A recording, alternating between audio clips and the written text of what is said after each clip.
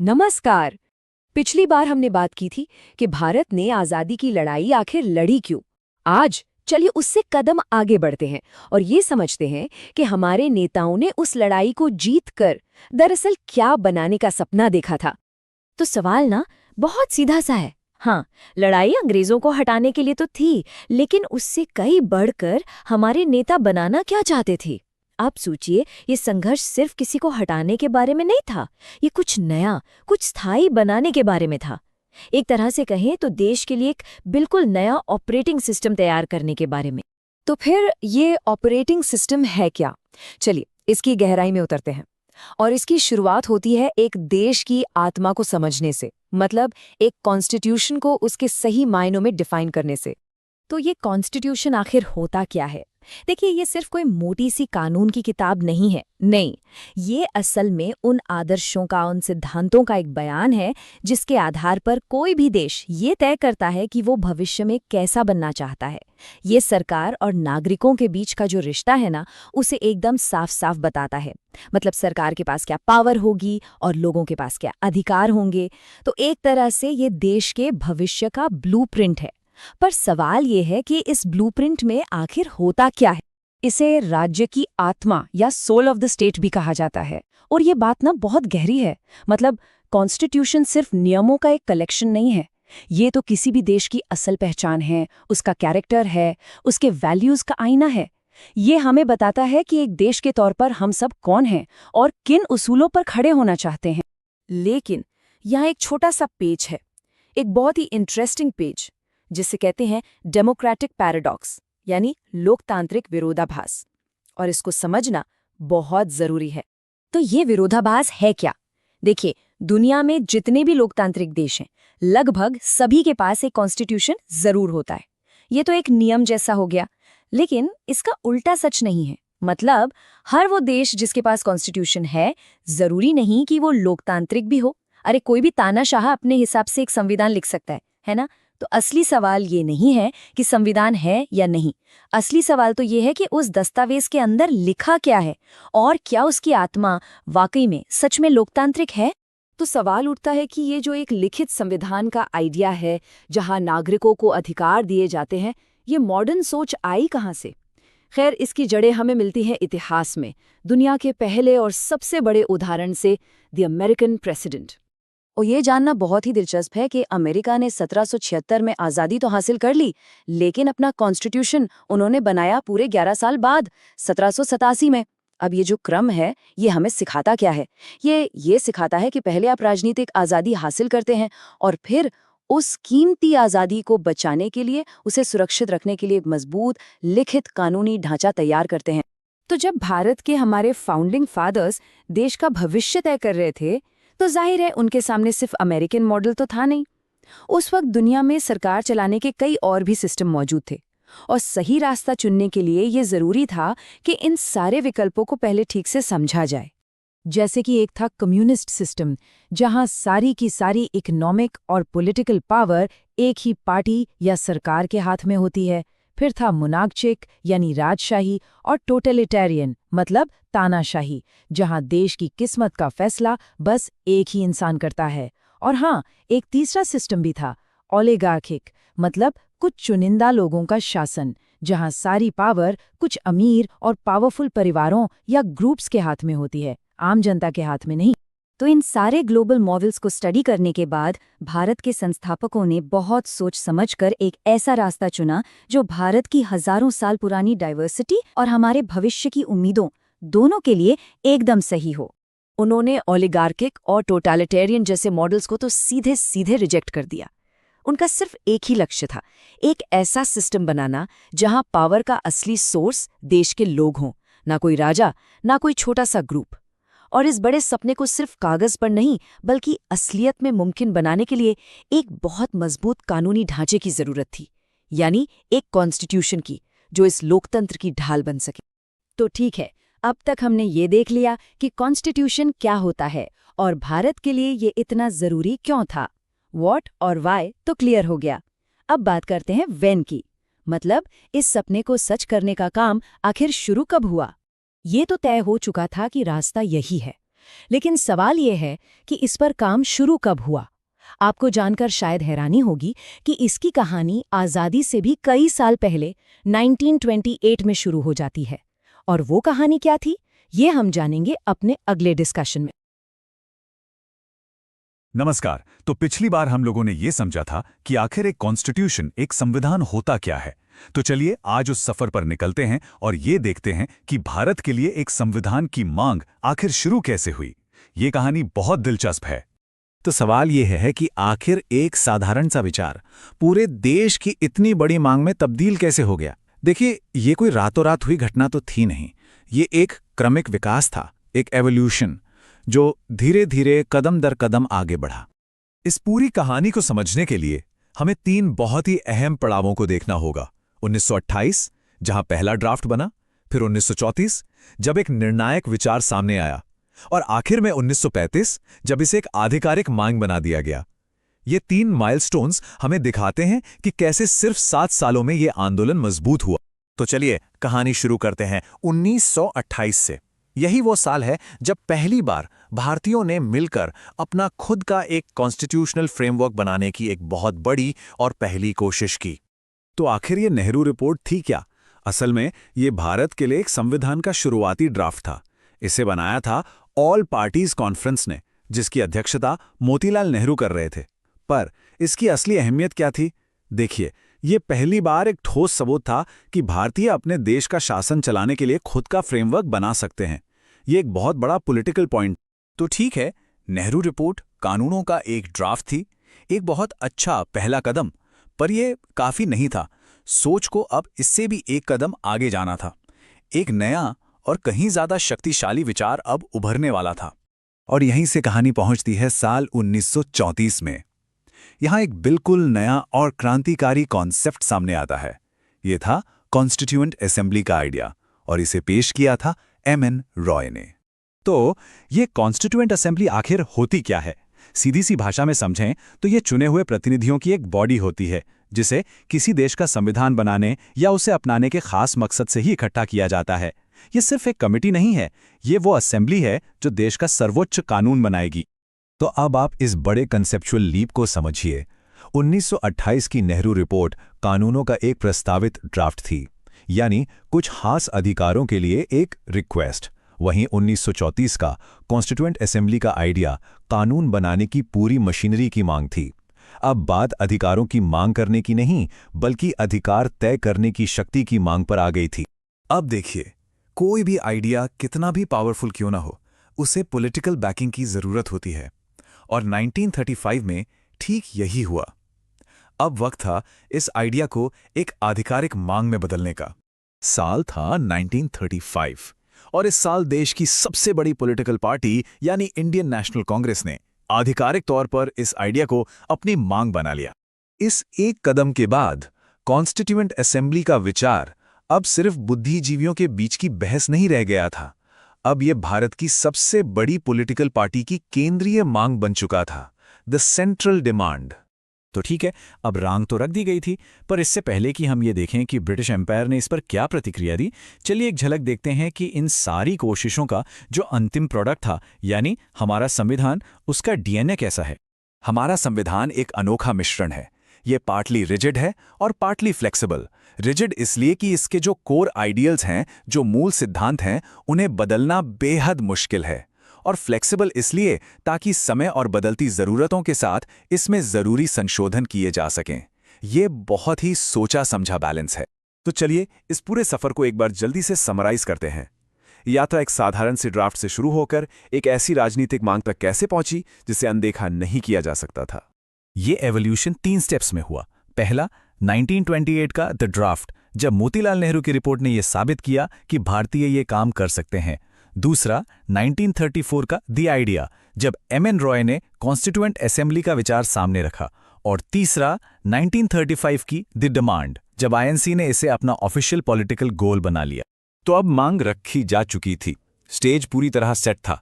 भारतीय नेताओं ने अपना पक्ष बिल्कुल साफ कर दिया था। ये सेल्फ डिटर्मिनेशन यानी आत्मनिर्णय की एक मजबूत मांग थी। लेकिन अब सबसे बड़ा सवाल ये था कि उस समय की हुकूमत यानी ब्रिटिश एम्पायर भारत की अपनी तकदीर लिखने की इस मांग पर क्या प्रतिक्रिया देगी, उनका रिएक्शन क्या होगा। इसी सवाल के जवाब और उसके बाद शुरू हुए राजनीतिक दांवपेच की कहानी जानेंगे हम अपने अगले भाग में, तो हमारे साथ बने रहिएगा। तो भारतीय गणराज्य के निर्माण की हमारी कहानी में आपका एक बार फिर स्वागत है। चलिए इस कहानी को ठीक वहीं से आगे बढ़ाते हैं जहां हमने इसे पिछली बार छोड़ा था। तो आपको याद होगा हमारी बात खत्म हुई थी 1935 पर, जब इंडियन नेशनल कांग्रेस ने ऑफिशियली एक कॉन्स्टिट्यूएंट असेंबली यानी एक संविधान सभा की मांग रखी थी। लेकिन ब्रिटिश सरकार, उन्होंने इस मांग पर कोई ध्यान ही नहीं दिया। पूरे 5 साल तक इसे टाला गया। और फिर 1939 में दुनिया में एक बहुत बड़ी घटना हुई। सेकेंड वर्ल्ड वॉर शुरू हो गया और बस इसी एक घटना ने सब कुछ बदल कर रख दिया। अचानक से ब्रिटेन को युद्ध के लिए भारत के सपोर्ट की, यहाँ के लोगों की, यहाँ के रिसोर्सेज की सख्त ज़रूरत पड़ गई। और जानते हैं, यही मजबूरी थी जो उन्हें आखिरकार 1940 में बातचीत की टेबल पर ले आई। तो सवाल ये है कि आखिर हुआ क्या? क्यों अंग्रेज़ों के सारे ऑफर्स एक के बाद एक फेल होते गए? इसे समझने के लिए हमें पहले उस गाजर को समझना होगा जो वो बार बार भारत के सामने लटका रहे थे। और वो गाजर थी डोमिनियन स्टेटस। तो ये डोमिनियन स्टेटस आखिर था क्या? चलिए इसे एक आसान से एग्जाम्पल से समझते हैं। सोचिए, आपको अपने घर में अपने कमरे के सारे फैसले लेने की आज़ादी है, पर घर तो माँ बाप का ही है। आप उस घर से बाहर नहीं जा सकते। बस यही था डोमिनियन स्टेटस। आपको अपने देश को चलाने की आज़ादी तो मिलेगी, यानी सेल्फ गवर्नेंस, पर आप रहेंगे ब्रिटिश एम्पायर के ही अंडर। मतलब आज़ादी तो है पर पूरी नहीं। लेकिन अब जरा इस शब्द डोमिनियन पर गौर कीजिए। क्या आप इसका असली मतलब जानते हैं? इसका लिटरल मीनिंग है वो इलाका जिस पर किसी का शासन हो। अब आप खुद सोचिए, एक देश जो अपनी पूरी आज़ादी, अपनी सॉवरेनिटी के लिए लड़ रहा है, उसे आप एक ऐसा स्टेटस ऑफर कर रहे हैं जिसके नाम का मतलब ही गुलामी या अधीन होना है। यह तो नामुमकिन था, है ना? और इसी बात को जवाहरलाल नेहरू ने अपने एक बहुत फेमस कोट में कह दिया था। उन्होंने कहा, dominion status is dead as a doornail. मतलब ये तो एक ऐसा मुद्दा था जो शुरू होने से पहले ही खत्म हो चुका था। भारतीय लीडर्स के लिए ये ऑफर बिल्कुल बेकार था, एक नॉन स्टार्टर था। अच्छा, तो इसके बावजूद अंग्रेजों ने क्या किया? उन्होंने एक नहीं, दो नहीं, बल्कि 3 बड़ी कोशिशें की भारत को मनाने की। लेकिन एक बात पहले ही साफ कर दूं, वो भारत की असली मांग को समझने में पूरी तरह से चूक गए। ये टू लिटिल टू लेट का एक टेक्स्ट बुक एग्जाम्पल था। मतलब जो भी ऑफर दिया वो बहुत कम था और बहुत देर से आया। आप जरा इस स्क्रीन पर देखिए, ये टेबल उनकी तीनों कोशिशों को परफेक्टली समराइज करता है। पहली कोशिश थी 1940 का अगस्त ऑफर। लॉर्ड लिनलिथगो ने कहा, आप हमें युद्ध में सपोर्ट कीजिए, हम आपको युद्ध के बाद डोमिनियन स्टेटस दे देंगे। लेकिन इसमें दिक्कत क्या थी? दिक्कत यह थी कि ये एक फ्यूचर प्रॉमिस था, अभी इमीडिएट पावर नहीं मिल रही थी। नतीजा, इसे रिजेक्ट कर दिया गया। ठीक है। 2 साल बाद 1942 में सर स्टैफर्ड क्रिप्स आए, क्रिप्स प्रपोजल लेकर। इसमें डोमिनियन स्टेटस के साथ साथ कॉन्स्टिट्यूएंट असेंबली का भी वादा था। ये सुनने में थोड़ा बेहतर लगता है, राइट? लेकिन नहीं, गांधी जी ने इसे पोस्ट डेटेड चेक कह दिया। मतलब एक ऐसा चेक जो आप आज कैश नहीं करा सकते, भविष्य की तारीख का है। और भारत को आज़ादी भविष्य में नहीं, अभी चाहिए थी। और फिर आखिर में 1945 में आया वेवल प्लान। इसमें तो बात ही घूम गई। इसमें पावर शेयरिंग की बात थी, एक एग्जीक्यूटिव काउंसिल बनाने की बात थी। आज़ादी की जो मेन डिमांड थी वो तो साइडलाइन ही हो गई। तो अब सवाल ये उठता है कि इन सारे ऑफर्स में असली प्रॉब्लम क्या थी? वो कौन सी एक बुनियादी वजह थी जिसके कारण ये सारी बातचीत फेल हो गई? दरअसल दोनों पक्षों के बीच एक ऐसी खाई थी जिसे पाटना नेक्स्ट टू इम्पॉसिबल था। और वो खाई क्या थी? वो स्क्रीन पर बिल्कुल साफ है। एक तरफ था अंग्रेजों का ऑफर डोमिनियन स्टेटस और दूसरी तरफ थी भारत की मांग पूर्ण स्वराज। फर्क समझिए, डोमिनियन स्टेटस का मतलब था ब्रिटिश एम्पायर के अंदर रहकर खुद का शासन चलाना, जबकि पूर्ण स्वराज का मतलब था ब्रिटिश एम्पायर से पूरी तरह बाहर निकलकर कंप्लीट इंडिपेंडेंस हासिल करना। तो बात की जड़ ये थी, अंग्रेज इस बात पर नेगोशिएट कर रहे थे कि वो भारत में कैसे रहेंगे, और भारतीय नेता इस बात पर अड़े थे कि वो यहां से कैसे जाएंगे। और बस यही वो फंडामेंटल डिसएग्रीमेंट था। यही वजह थी कि तीनों के तीनों प्लान्स फेल हो गए, क्योंकि अंग्रेज बार बार डोमिनियन स्टेटस ऑफर कर रहे थे, लेकिन कांग्रेस पूर्ण स्वराज यानी कंप्लीट इंडिपेंडेंस से कम कुछ भी एक्सेप्ट करने के लिए तैयार ही नहीं थी। तो फिर सवाल ये है कि अगर बात इतनी ही उलझी हुई थी तो ये 5 साल लंबा डेडलॉक आखिर टूटा कैसे? इसका जवाब किसी और ऑफर में नहीं बल्कि एक बिल्कुल नए अप्रोच में था। एक ऐसा अप्रोच जिसने ये मान लिया था कि भारत की आज़ादी अब एक सच्चाई है जिसे टाला नहीं जा सकता। और वो साल था 1946। ये वो टर्निंग पॉइंट था जब आखिरकार एक ऐसा प्लान टेबल पर रखा गया जिसने भारत के आज़ादी की मांग को सीरियसली लिया। तो वो कौन सा प्लान था जिसने इस डेडलॉक को तोड़ा? वो क्या था जो पिछले 3 ऑफर्स नहीं कर पाए? इसका जवाब है 1946 का कैबिनेट मिशन प्लान।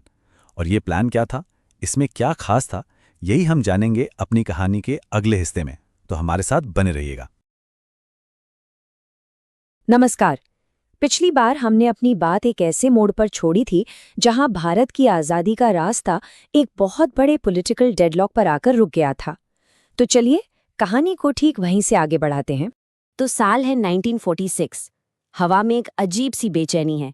एक तरफ आज़ादी की उम्मीद है तो दूसरी तरफ एक ऐसा गतिरोध जो टूटने का नाम ही नहीं ले रहा। भारत एक के बाद एक ब्रिटिश प्रस्तावों को खारिज कर चुका था, क्योंकि अब बात सिर्फ डोमिनियन स्टेटस की नहीं बल्कि पूर्ण स्वतंत्रता यानी कंप्लीट इंडिपेंडेंस की थी। नतीजा एक डेडलॉक, मतलब कोई भी पक्ष पीछे हटने को तैयार नहीं था और आगे बढ़ने का कोई रास्ता दिख नहीं रहा था। अब कुछ ऐसा चाहिए था जो इस पूरी स्थिति को बदल सके। और इसी डेडलॉक को तोड़ने के लिए सामने आया द कैबिनेट मिशन प्लान। देखिए, ये सिर्फ एक और प्रपोजल नहीं था, ये एक तरह का आर्किटेक्चरल ब्लूप्रिंट था, एक पूरा खाका कि कैसे सत्ता का हस्तांतरण होगा और कैसे भारत का संविधान लिखने के लिए एक बॉडी बनाई जाएगी। और जानते हैं इसकी सबसे खास बात क्या थी? ये वो इकलौती योजना थी जिस पर इंडियन नेशनल कांग्रेस और मुस्लिम लीग, जो उस वक्त के 2 सबसे बड़े राजनीतिक विरोधी थे, दोनों राजी हुए।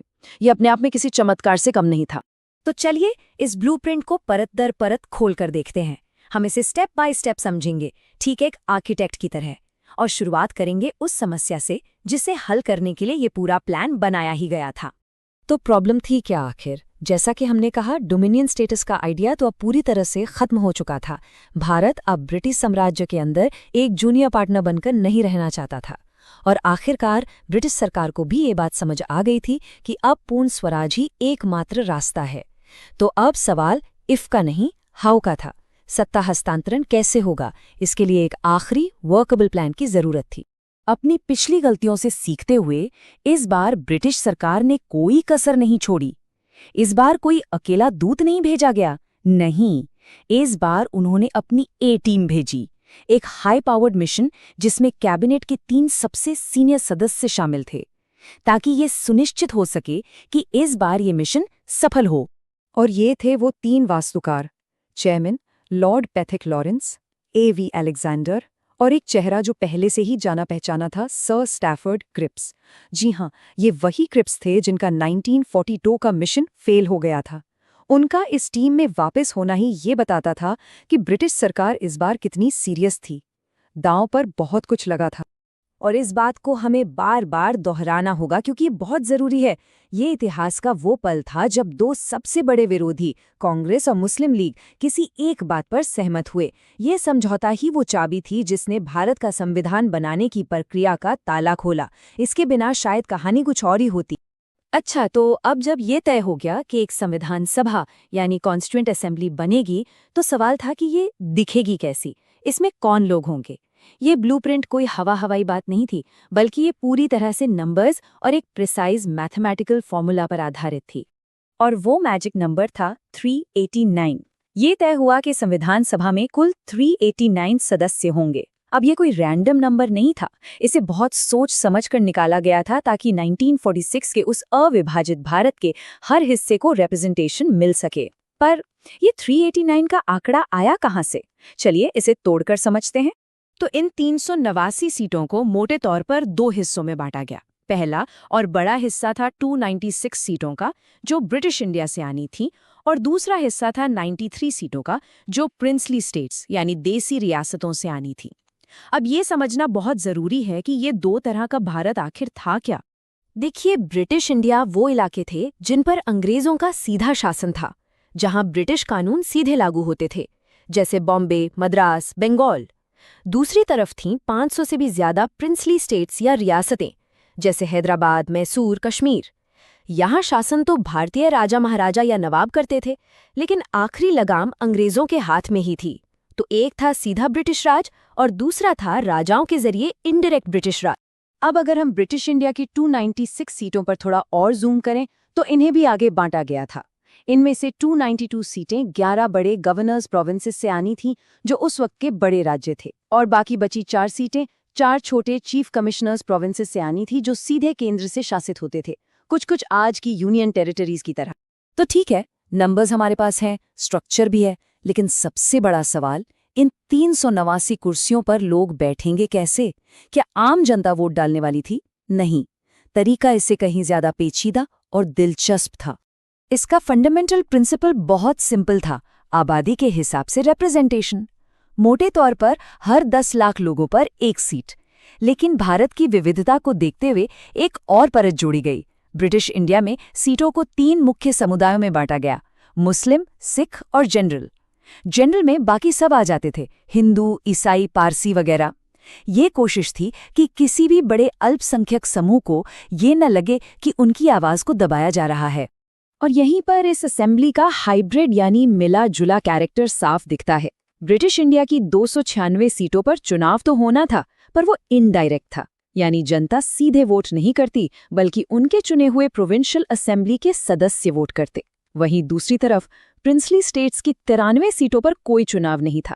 वहां के सदस्यों को रियासत के राजा या नवाब सीधा नॉमिनेट करने वाले थे। तो एक तरफ अप्रत्यक्ष लोकतंत्र और दूसरी तरफ राजशाही। अब ब्रिटिश इंडिया में जो इनडायरेक्ट चुनाव होने थे, उनके लिए एक बहुत ही खास सिस्टम चुना गया, proportional representation by single transferable vote. हाँ, मुझे पता है ये सुनने में बड़ा कॉम्प्लिकेटेड लगता है, लेकिन इसके पीछे का आइडिया बड़ा शानदार है। ये सिस्टम ये सुनिश्चित करता है कि छोटी पार्टियों या समूहों को भी उनके वोट प्रतिशत के हिसाब से सीटें मिलें। इसका मकसद ये था कि प्रांतों के अंदर भी जो छोटी अल्पसंख्यक समूह हैं, उनकी आवाज भी असेंबली तक पहुंचे। तो कागज पर तो ब्लूप्रिंट एकदम तैयार था, डिटेल्ड, कॉम्प्लेक्स और सैद्धांतिक रूप से काफी फेयर भी। लेकिन असली परीक्षा तो तब हुई जब इसे जमीन पर उतारा गया। 1946 की गर्मियों में ब्रिटिश इंडिया की उन 296 सीटों के लिए चुनाव हुए, और जब नतीजे आए तो तस्वीर बिल्कुल साफ थी। इंडियन नेशनल कांग्रेस ने 208 सीटें जीतकर एक जबरदस्त बहुमत हासिल किया। मुस्लिम लीग 73 सीटों के साथ दूसरी सबसे बड़ी पार्टी बनी, और बाकी 15 सीटें छोटे दलों और आज़ाद उम्मीदवारों के पास गईं। पॉलिटिकल स्टेज अब पूरी तरह से सेट हो चुका था। तो 296 सदस्य चुन लिए गए। रियासतों से 93 सदस्य मनोनीत होने थे, यानी कुल 389 लोग।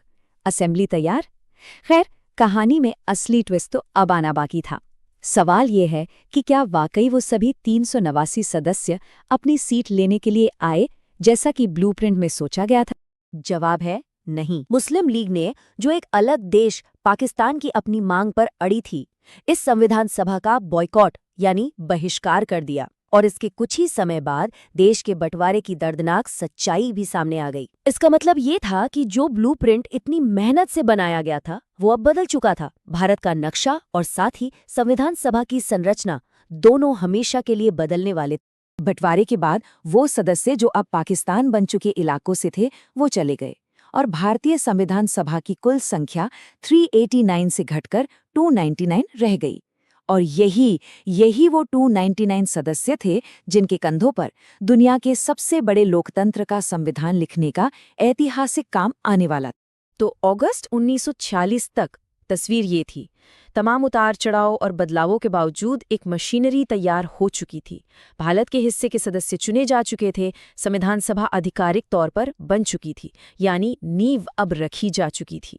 अब असेंबली संविधान बनाने का अपना ऐतिहासिक काम शुरू करने को तैयार है, लेकिन एक बहुत बड़ा प्रैक्टिकल सवाल अभी भी खड़ा है। संविधान बनाने में तो कई साल लगने वाले थे, तो इस बीच देश कौन चलाएगा? सरकार का रोजमर्रा का काम कौन संभालेगा? और ये सवाल हमें सीधा हमारे अगले पड़ाव पर ले जाता है, द इंटरिम गवर्नमेंट। लेकिन वो कहानी अगली बार। पिछले विश्लेषण में हमने देखा था कि कैसे कॉन्स्टिट्यूएंट असेंबली यानी संविधान सभा चुनी जा चुकी थी।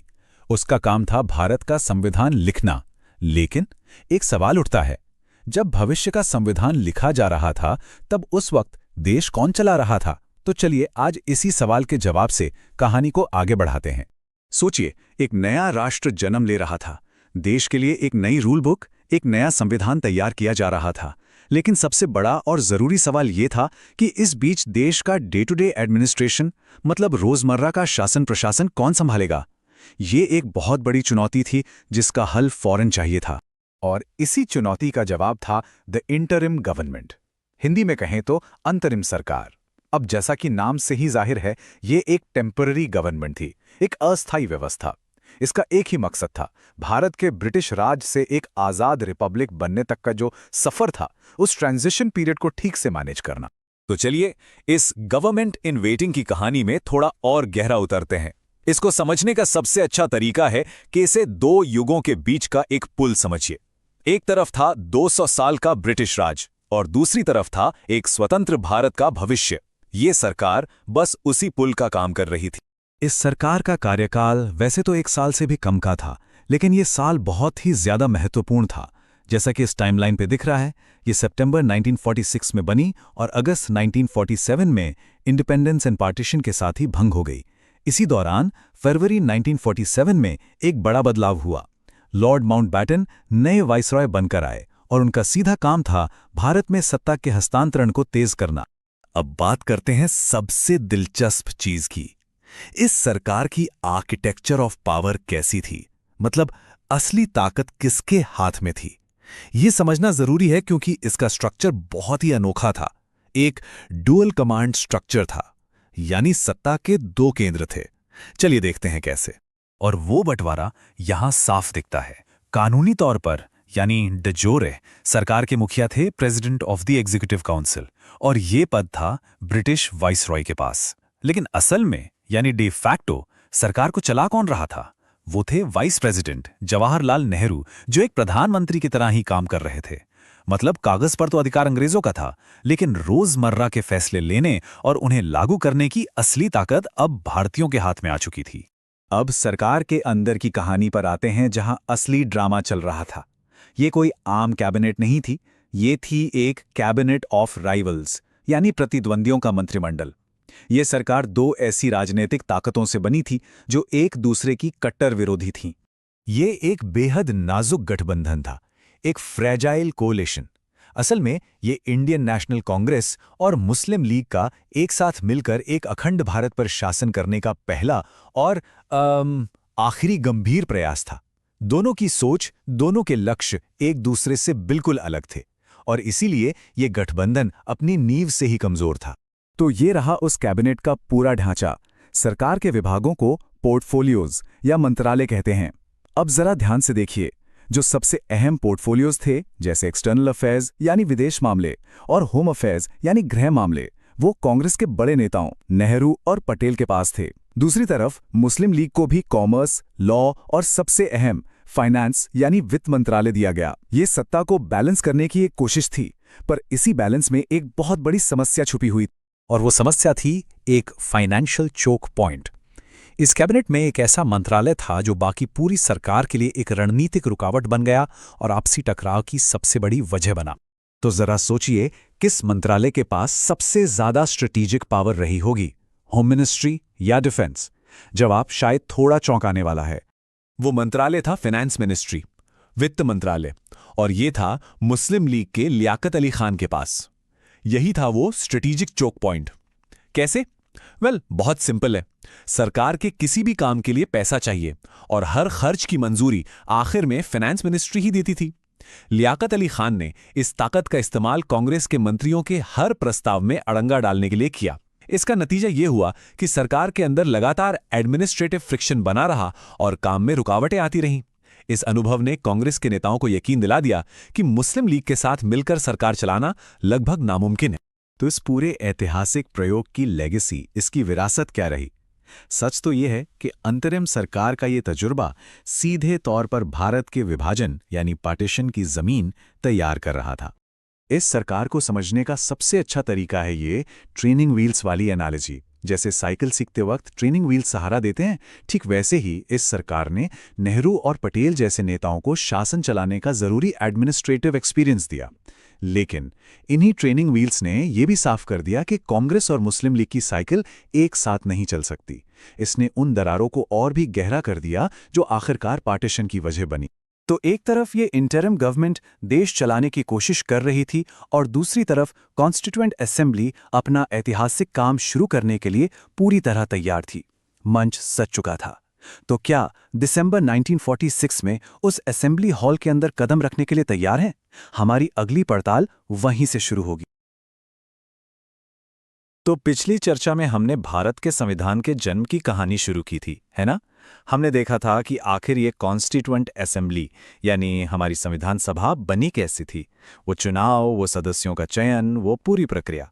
आज बस उसी कहानी को एक कदम और आगे लेकर चलते हैं। तो चलिए कहानी को आगे बढ़ाते हैं। आज हम ये जानेंगे कि कॉन्स्टिट्यूएंट असेंबली ने अपना इतना जरूरी काम शुरू कैसे किया और हमारे देश के संविधान की पहली और सबसे मजबूत नींव कैसे रखी गई। चलिए इस दिलचस्प सफर में साथ चलते हैं। आज की हमारी चर्चा इन कुछ खास पड़ावों पर होगी। असेंबली की वो ऐतिहासिक पहली बैठक, इसके लीडरशिप का चुनाव, वो कौन से गाइडिंग प्रिंसिपल्स थे जिन्होंने संविधान को आकार दिया, असेंबली की वो अनोखी दोहरी भूमिका और आखिर में इन सभी कदमों से जो एक मजबूत बुनियाद तैयार हुई, उसका एक क्विक समरी। तो चलिए शुरू करते हैं उस ऐतिहासिक पल से, वो पहली बैठक जब भारत का भविष्य लिखने वाले सभी दिग्गज पहली बार एक साथ एक छत के नीचे आए। 9 दिसंबर 1946। इस तारीख को याद रखिएगा। ये वो दिन था जब भारत की किस्मत को एक नया आकार देने का वो मॉन्यूमेंटल काम ऑफिशियली शुरू हुआ। लेकिन पता है, उस दिन सेंट्रल हॉल पूरा खचाखच भरा हुआ नहीं था। कुल सदस्यों में से सिर्फ 211 सदस्य ही वहां मौजूद थे। अब सवाल उठता है, ऐसा क्यों? वजह थी मुस्लिम लीग। वो एक अलग राष्ट्र पाकिस्तान की अपनी मांग पर अड़े हुए थे और इसी वजह से उन्होंने इस ऐतिहासिक बैठक का बहिष्कार किया। तो उनकी जो खाली कुर्सियां थी ना, वो उस समय के पॉलिटिकल टेंशन को साफ साफ दिखा रही थी। अब देखिए, किसी भी बड़े काम के लिए एक मजबूत लीडरशिप की जरूरत तो होती ही है।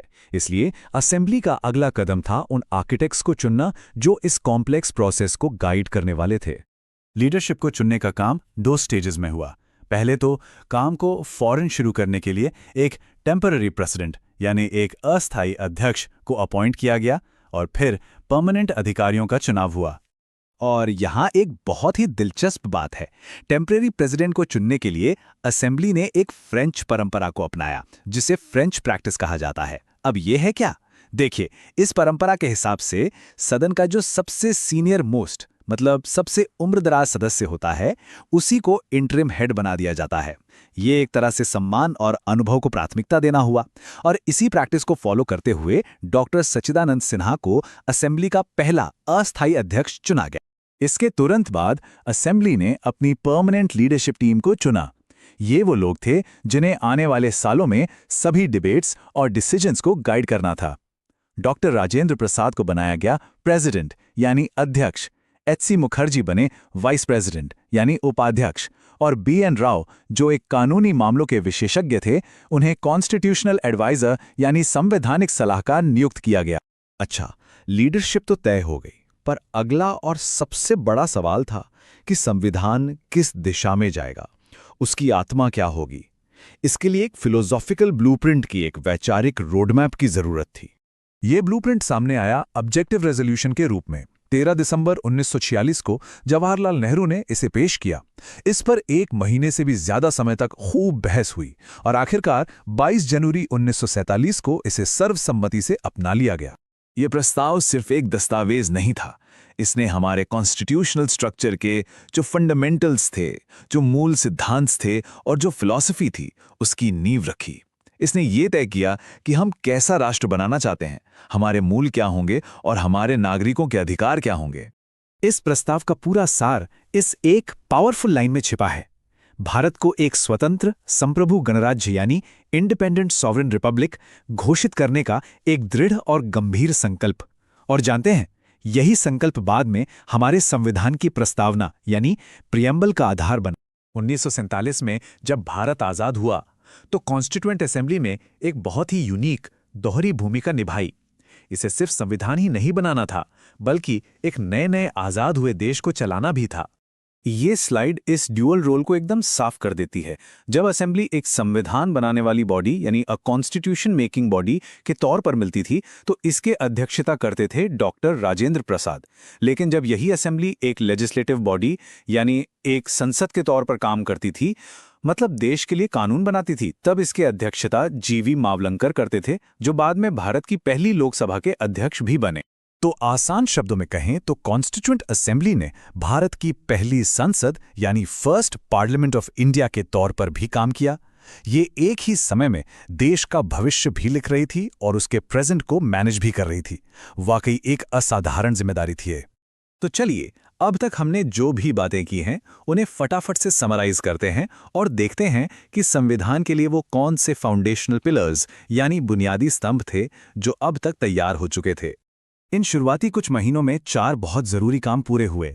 असेंबली की बैठक शुरू हो गई, एक परमानेंट लीडरशिप बन गई, ऑब्जेक्टिव रेजोल्यूशन के रूप में एक गाइडिंग फिलॉसफी को अपना लिया गया और असेंबली के दोहरे काम को भी डिफाइन कर दिया गया। ये वो 4 मजबूत स्तंभ थे जिन पर हमारे संविधान की पूरी इमारत खड़ी होनी थी। तो अब नींव रखी जा चुकी थी, लीडरशिप तैयार थी और मंजिल भी साफ थी। पर सवाल ये था कि दुनिया के सबसे लंबे संविधान को लिखने का ये जो इतना बड़ा काम था, इसे असल में बांटा कैसे गया?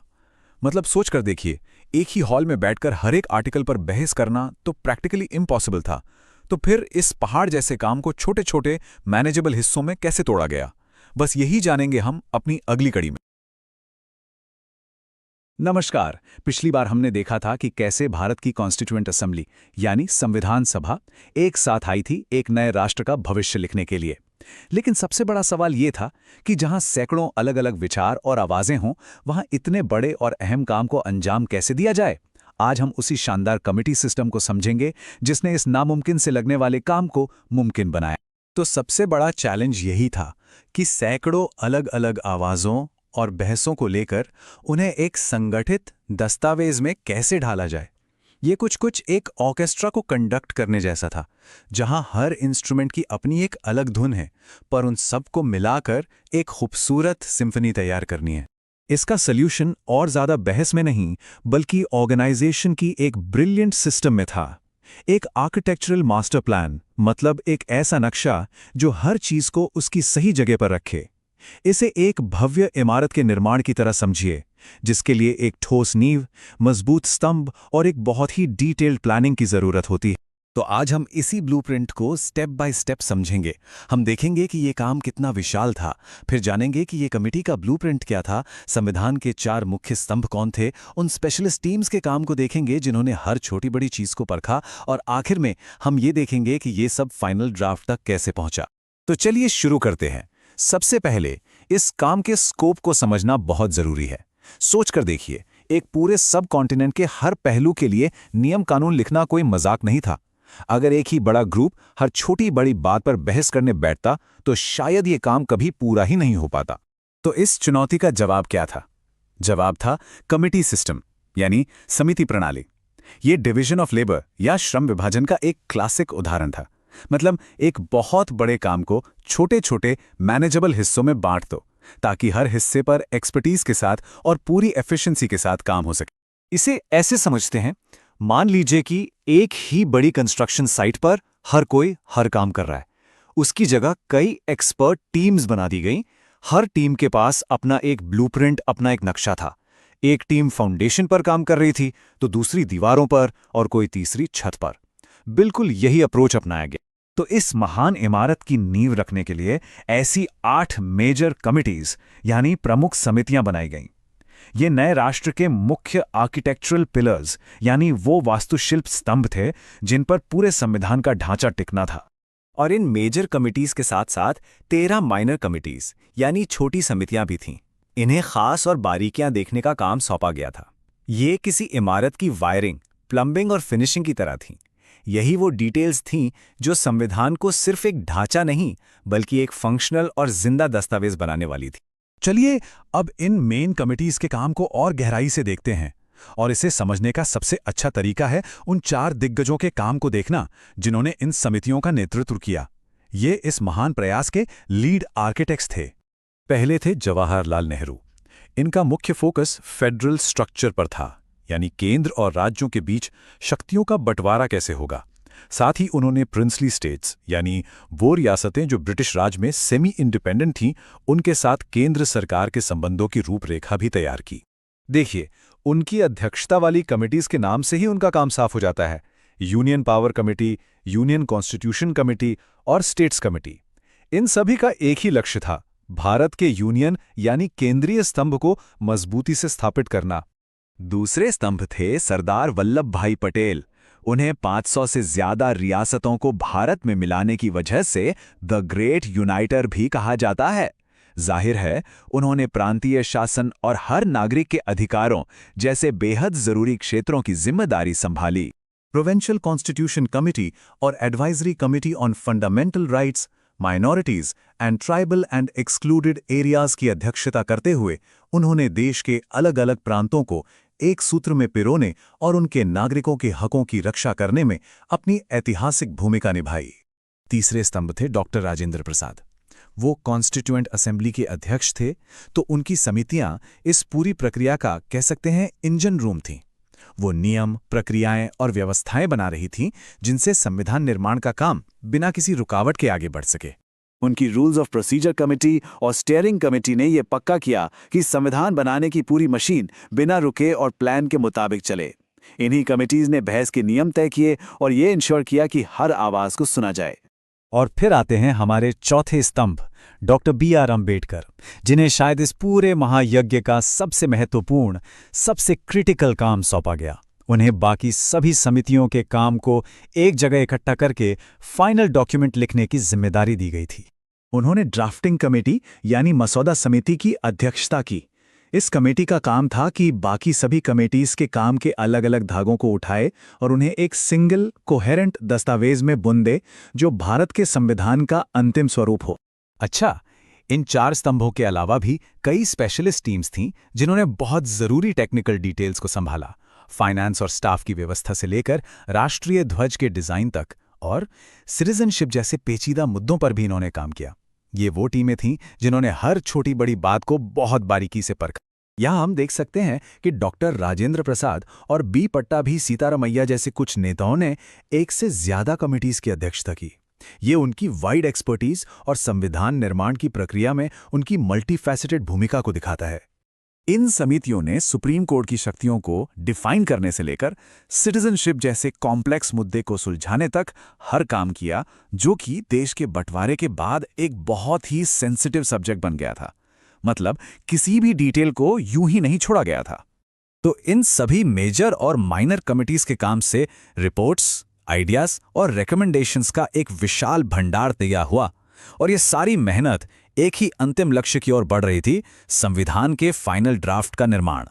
सारे ब्लूप्रिंट्स तैयार थे, नींव का काम पूरा हो चुका था। अब बारी थी मुख्य वास्तुकारों की, यानी ड्राफ्टिंग कमेटी की, कि वो फाइनल डिजाइन तैयार करें। एक ऐसा दस्तावेज जो आने वाले भारत की तकदीर लिखने वाला था। अगली बार हम डॉक्टर अंबेडकर और उनकी 7 सदस्यों की टीम पर फोकस करेंगे जिन्होंने संविधान के अंतिम पार्ट का मसौदा तैयार करने का भारी जिम्मा उठाया। आखिर कौन थे ये लोग और किन चुनौतियों का सामना करना पड़ा इन्हें, जानने के लिए मिलिएगा अगले अंक में। नमस्कार और एक बार फिर से स्वागत है। पिछली बातचीत में हमने देखा था कि संविधान सभा की अलग अलग समितियों ने अपना काम पूरा कर लिया था, अपनी रिपोर्ट्स तैयार कर ली थी। लेकिन अब सबसे बड़ा सवाल ये था कि इन सभी रिपोर्ट्स के ढेर को एक महान दस्तावेज में, एक राष्ट्र के कानून में कौन बदलेगा। तो चलिए इसमें और गहराई से उतरते हैं। जैसा कि हमने देखा, हमारे पास झंडे, मौलिक अधिकार और प्रांतों के बंटवारे जैसी चीजों पर ढेर सारी रिपोर्ट्स थीं। लेकिन असली चुनौती अब शुरू हुई थी। इन सभी अलग अलग विचारों को एक सुसंगत, एक सिंगल लीगल डॉक्यूमेंट में कैसे ढाला जाए। इसके लिए आप समझ सकते हैं, एक बहुत ही खास समिति की जरूरत थी। और यहीं से कहानी में एंट्री होती है इस पूरी प्रक्रिया की सबसे महत्वपूर्ण समिति की। एक ऐसी समिति जिसका काम था इन कागजों के ढेर को एक राष्ट्र की नियम पुस्तिका, एक रूल बुक में बदलना। इस समिति का नाम था ड्राफ्टिंग कमेटी। यानी कि प्रारूप समिति। इसका गठन 29 अगस्त 1947 को किया गया था।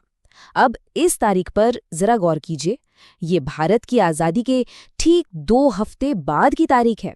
इससे पता चलता है कि देश का भविष्य तय करने के लिए कितनी तेजी और कितनी गंभीरता से काम शुरू हो गया था। तो ये ऐतिहासिक जिम्मेदारी आखिर सौंपी किसे गई? ये काम सौंपा गया 7 असाधारण कानूनी विशेषज्ञों को, जिन्हें हम आज भारत के संविधान के 7 वास्तुकार, द 7 आर्किटेक्ट्स भी कह सकते हैं। इस समिति के अध्यक्ष थे डॉक्टर B.R. अम्बेडकर। उनके साथ थे अल्लादी कृष्णस्वामी अय्यर, जो मद्रास के एक बहुत बड़े वकील थे, N. Gopalaswami Ayyangar, doctor K.M. Munshi, जो एक वकील होने के साथ साथ एक जाने माने लेखक भी थे, और सैयद मोहम्मद सादुल्ला। इसमें 2 सदस्य बाद में बदले भी गए। N. माधवराव ने B.L. मिट्टर की जगह ली, जो खराब स्वास्थ्य की वजह से हट गए थे, और T.T. कृष्णमाचारी ने D.P. खेतान की जगह ली, जिनकी 1948 में मृत्यु हो गई थी। अब अध्यक्ष डॉक्टर अंबेडकर के बारे में बात करते हैं। उनके काम के लिए उन्हें 2 बहुत शक्तिशाली उपाधियां दी गईं। उनके अपार योगदान के लिए उन्हें father of the constitution of India, यानी भारतीय संविधान का जनक कहा जाता है। साथ ही उन्हें मॉडर्न मनु भी कहा गया। ये प्राचीन भारत के महान कानून निर्माता मनु के संदर्भ में है, जिन्होंने मनुस्मृति लिखी थी। तो ये उपाधि डॉक्टर अंबेडकर के काम के पैमाने और उसके महत्व को दर्शाती है। यहाँ एक बहुत ही दिलचस्प किस्सा है। डॉक्टर अंबेडकर, आप जानते हैं, वो मूल रूप से बंगाल से संविधान सभा के लिए चुने गए थे, लेकिन भारत के विभाजन के बाद उनका जो निर्वाचन क्षेत्र था वो पूर्वी पाकिस्तान में चला गया। अब उनका योगदान इतना ज्यादा जरूरी माना गया कि ये सुनिश्चित किया गया कि सभा में उनका काम जारी रहे, और इसीलिए उन्हें बॉम्बे प्रेसिडेंसी से फिर से चुना गया। तो अब जब हम जानते हैं कि ये काम किसने किया, आइए देखते हैं कि ये किया कैसे गया। क्योंकि ये जो प्रोसेस था, ये बहुत सावधानी से और पूरी तरह से लोकतांत्रिक तरीके से किया गया था।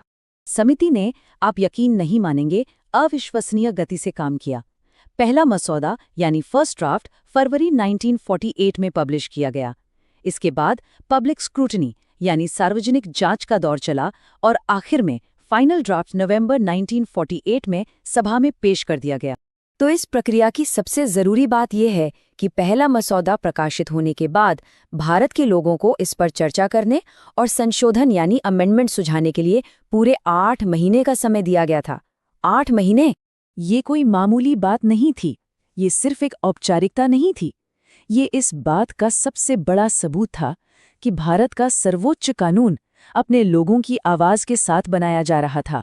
हजारों सुझाव और आलोचनाएं मिली, जिन पर प्रारूप समिति ने बहुत गंभीरता से विचार किया और कई जरूरी बदलाव भी किए। अब जनता की राय लेने के बाद मसौदा अपने आखिरी और सबसे कड़े इम्तिहान के लिए संविधान सभा में वापस आया। इस दौर को हम द ग्रेट इंडियन डिबेट भी कह सकते हैं। इस बहस को 3 चरणों में, जिन्हें रीडिंग्स कहा जाता है, बांटा गया था। पहली रीडिंग 5 दिनों तक चली, जिसमें मसौदे के जो मूल सिद्धांत थे उन पर एक जनरल डिस्कशन हुआ। असली मैराथन तो थी दूसरी रीडिंग। ये लगभग 10 महीने तक चली। इसमें हर एक अनुच्छेद पर क्लॉज बाय क्लॉज यानी खंड दर खंड बहस हुई और मतदान किया गया। और फिर आई तीसरी रीडिंग, जिसमें अंतिम मंजूरी के लिए वोट दिया गया। ये चार्ट दिखाता है कि ये प्रक्रिया कितनी गहन थी। देखिए, पहली रीडिंग सिर्फ 5 दिन, जबकि दूसरी रीडिंग, जिसमें हर छोटी बड़ी बात की जांच हुई, लगभग 300 दिनों तक चली। इस दौरान 7,500 से ज्यादा संशोधन प्रस्तावित किए गए, जिनमें से लगभग 2,400 पर सभा में बहस हुई। ये सब ये सुनिश्चित करने के लिए था कि कोई भी पहलू बिना जांच के न रह जाए। और फिर वो ऐतिहासिक दिन आया। 26 नवंबर 1949 को प्रस्ताव पारित हो गया और भारत के संविधान को अपना लिया गया। मिशन पूरा हो चुका था। लेकिन कहानी यहाँ खत्म नहीं होती है। इस पूरी प्रक्रिया के अंत में एक बहुत ही दिलचस्प सवाल खड़ा होता है, जो हमें हमारी अगली चर्चा की ओर ले जाता है। तो सवाल ये है, अगर संविधान 26 नवंबर 1949 को अपना लिया गया था, तो हम गणतंत्र दिवस, रिपब्लिक डे, 26 जनवरी को क्यों मनाते हैं? इसे लागू करने के लिए 2 महीने का इंतजार क्यों किया गया? इस पहेली पर जरा सोचिए और इसका ऐतिहासिक जवाब हम अपनी अगली कड़ी में जानेंगे। नमस्कार। पिछले सत्र में हमने देखा था कि भारत के संविधान का ड्राफ्ट कैसे बनकर तैयार हुआ। तो आज चलिए कहानी को वहीं से आगे बढ़ाते हैं और एक बहुत ही दिलचस्प सवाल का जवाब ढूंढते हैं, एक ऐसी पहेली जिसके बारे में ज्यादातर लोग सोचते नहीं हैं। तो देखिए, आज का हमारा सफर कुछ ऐसा रहेगा। सबसे पहले हम उस संवैधानिक पहेली को समझेंगे, फिर हम दो खास तारीखों के मतलब को जानेंगे, उसके बाद उस ऐतिहासिक प्रतिज्ञा की बात करेंगे जिसने सब कुछ तय किया, फिर देखेंगे कि हमारे गणतंत्र ने अपने पहले कदम कैसे उठाए, और आखिर में इस पूरे काम के कुछ चौंकाने वाले आंकड़ों पर भी नजर डालेंगे। यह है वो सवाल जो आज हमारे सामने है। संविधान 26 नवंबर 1949 को अपना लिया गया था, सब कुछ तैयार था, हस्ताक्षर हो चुके थे। तो फिर पूरे 2 महीने का इंतजार क्यों किया गया? रिपब्लिक को लॉन्च करने में इतनी देर क्यों हुई? चलिए इसी गुत्थी को सुलझाते हैं। इस पहेली को सुलझाने के लिए हमें सबसे पहले इन 2 तारीखों को समझना होगा। एक है अडॉप्शन की तारीख और दूसरी कमेंसमेंट की। मतलब एक है अपनाने की तारीख और दूसरी है पूरी तरह से लागू होने की। तो देखते हैं कि इन दोनों में आखिर फर्क क्या है। देखिए, इस स्लाइड में इन दोनों तारीखों का फर्क बहुत साफ साफ दिखता है। एडॉप्शन की तारीख यानी 26 नवंबर 1949 वो दिन था जब संविधान सभा ने कहा, हाँ, ये हमारा संविधान है और इसे अपना लिया। इसे हम कॉन्स्टिट्यूशन डे के रूप में मनाते हैं। लेकिन कमेंसमेंट की तारीख यानी 26 जनवरी 1950 वो दिन था जब ये संविधान पूरे देश में लागू हुआ और भारत सही मायनों में एक गणराज्य, एक रिपब्लिक बना, जिसे हम सब रिपब्लिक डे के तौर पर मनाते हैं। तो 26 नवंबर को हुआ क्या था? इस दिन संविधान सभा ने, जो कि पूरे भारत के लोगों का प्रतिनिधित्व कर रही थी, संविधान के फाइनल ड्राफ्ट को औपचारिक रूप से स्वीकार कर लिया। प्रीएम्बल में जो लिखा है ना, adopt, enact and give to ourselves, वो इसी दिन हुआ था। मतलब हमने इस किताब को अपनाया, इसे कानून बनाया और इसे खुद को सौंप दिया। और फिर आता है 26 जनवरी 1950। ये वो दिन था जब संविधान पूरी ताकत से लागू हुआ।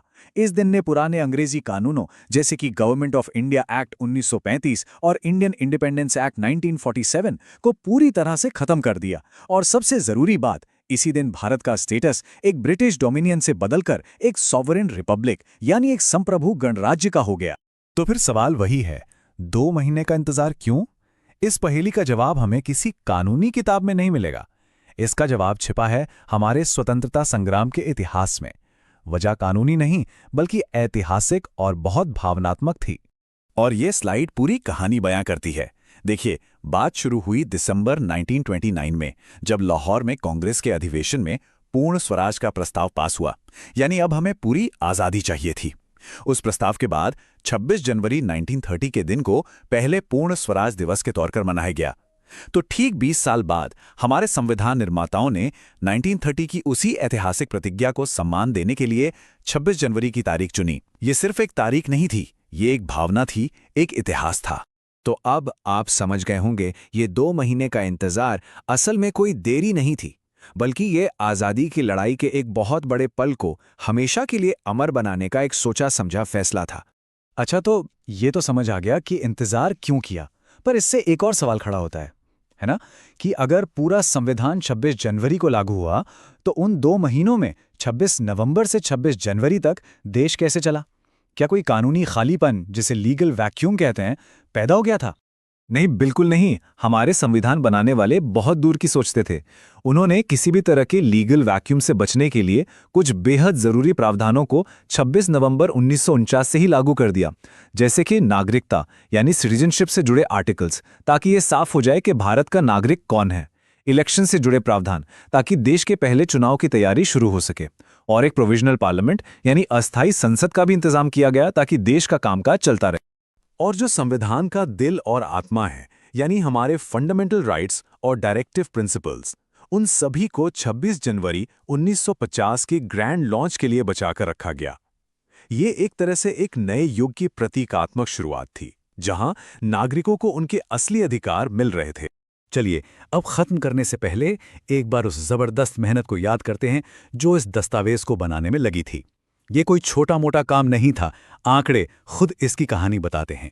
सोचकर देखिए, 2 साल 11 महीने और 18 दिन, लगभग 3 साल लगे इस संविधान को बनाने में।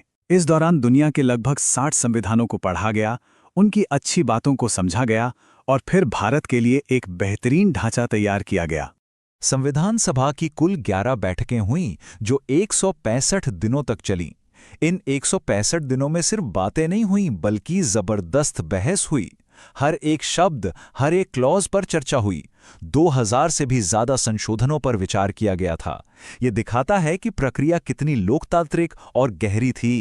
और उस समय दुनिया का सबसे लंबा लिखित संविधान बनाने में करीब 64 लाख रुपए का खर्च आया। अगर आज के हिसाब से देखें तो ये रकम करोड़ों में होगी। ये एक नए राष्ट्र के भविष्य पर एक बहुत बड़ा निवेश था।